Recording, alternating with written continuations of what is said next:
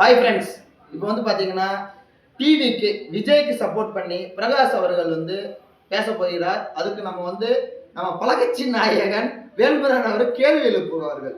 எழுப்புங்க விஜய், கேள்வி கேளுங்க.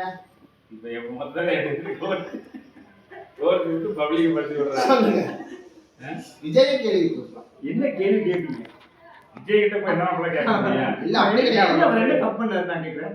இன்னொரு சொல்றா இந்த இடத்துல வந்து விஜய் மட்டும் நம்ம டிவிக்கு தலைவர் விஜய் மட்டும் வராம வேற எந்த ஒரு நடிகராக இருந்தாலும் சரி, இதே அஜித் வரனாலும் சரி நான் சப்போர்ட் பண்ணுவேன். காரணம் என்னன்னா டிஎம்கே எடிஎம்கே கூடாதுன்னு நான் நினைக்கிறேன். சரியா? ஒரு நல்லவனுக்கு ஒரு வாய்ப்பு கொடுப்போம். ஏன் விஜயகாந்த் தேர்ந்தெடுத்தீங்க? எதிர்கட்சி தலைவர் உட்கார வச்சுங்க. டிஎம்கே எடிஎம்கே வரக்கூடாதுன்னு உட்கார வச்சுங்க. 2011 நான் சொல்றேன் 2011 டிஎம்கே வரக்கூடாதுன்னு தானே எதிர்கட்சி தலைவர் விஜயகாந்த் உட்கார வச்சுங்க. ஏன் உட்கார வச்சுங்க? ஒரு நல்லவர் ஒருத்தர் வரட்டு, மக்களோட மக்களா இருக்கிறவரு கொரோனா டயத்துல சொன்ன வார்த்தை விஜயகாந்த் சொன்னாங்க. விஜயகாந்த் சொன்ன உட்கார வச்சேன். விஜய் வந்தாரா எதிர்கட்சி உட்கார வைக்கிறேன். எத்தனை நாள் காவடி தூக்கி இருக்கிறது நான் கேட்கிறேன். ஒப்பத்தாலும் உங்களுக்கு அப்படியே எனக்கு வந்து விஜய் கிட்ட கேட்க வேண்டிய கேள்வி ஒண்ணே ஒண்ணுதான். எடுத்தோடனே நான் ஆட்சிக்கு வருவேன், 2026 ஆட்சிக்கு வருவேன், வெற்றி உறுதின்னு சொல்றாரு. ஆளுகின்ற கட்சி திமுகவும் இருக்கு, ஆண்ட கட்சி ஏடிஎம்கேவும் இருக்கு. அவங்கள மீறி வந்து எப்படி டிவிக்கு ஜெயிக்க முடியும்? வெற்றியோ தோல்வியோ சண்டை போடணும். சரியா? சண்டை போடணும். சண்டை செஞ்சா மட்டும்தான் வெற்றியோ தோல்வியோ கிடைக்கும். அணியா இருந்து எப்படி சண்டை போடணும்? சண்டை போடுறதுக்கு தான் அவர் தான் நாம் தமிழர்னு ஒருத்தர் இருக்காரு. சண்டை போட்டு ஓரமா இருக்காரு. அது பாப்போமே. ஏன் 2006 விஜயகாந்த் இது பண்றப்போ தனிச்சு நிக்கிறப்போ அவர் ஒரு எம்எல்ஏ வந்தார். தனிச்சு அவர் மேல நம்பிக்கை வச்சுதான் வந்தாரு. ஒரு எம்எல்ஏ நம்பிக்கை நம்ம பாராட்டுவோமே, வரவேற்போமே.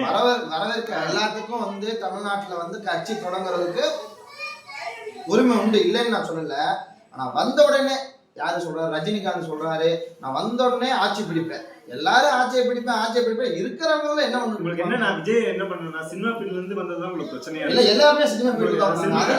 அதெல்லாம் சொல்றாங்க. எம்ஜிஆர் அவங்க வந்தப்ப எதுவும் பேசல, ஜெயலலிதா அம்மா வந்தப்ப எதுவும் பேசல, இவர் விஜயகாந்த் வந்தப்ப எதுவும் பேசல. விஜய் வந்தவங்க மட்டும் கூத்தாடி சினிமா பிரபலம் அதெல்லாம் யாரும் பேச கிடையாது. எல்லாரும் பேசுறாங்க. டிவிகே தலைவர் விஜய் மட்டும் இல்ல, இந்த இடத்துல யார் கட்சியோட இருந்தாலும் அஜித், விக்ரம் யார் இருந்தாலும் சரி, ஒரு நல்லவர் கொண்டு வந்தாங்கன்னா ஏன் விஷால் நின்னாரு 2011 2006 நின்னாரு. ஆர்கே தொகுதியில இருந்தா நின்னவர் தானே அவரு. ஏன் நான் தேர்ந்தெடுக்கல? ஆர்கே தொகுதியோட ஃபார்முலா வேற ஃபார்முலா.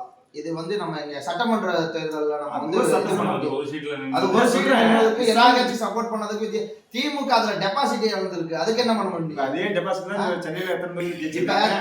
அந்த டைம்ல ஜெயலலிதா அம்மா இருக்கும்போது 3வது இடத்துக்கு போச்சு திமுக. இப்ப ஃபர்ஸ்ட் இடத்துக்கு வந்துருச்சு. எதுக்காக நடக்கும்? இப்ப பிஜேபி வந்து முதல்ல வளராமலே இருந்தது, இப்ப வளர்ந்துருச்சு. 5 எம்எல்ஏ வச்சிருக்காங்க.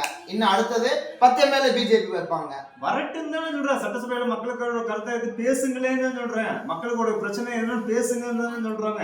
ஏன் அண்ணாமலை என்ன சொல்லியிருந்தாரு?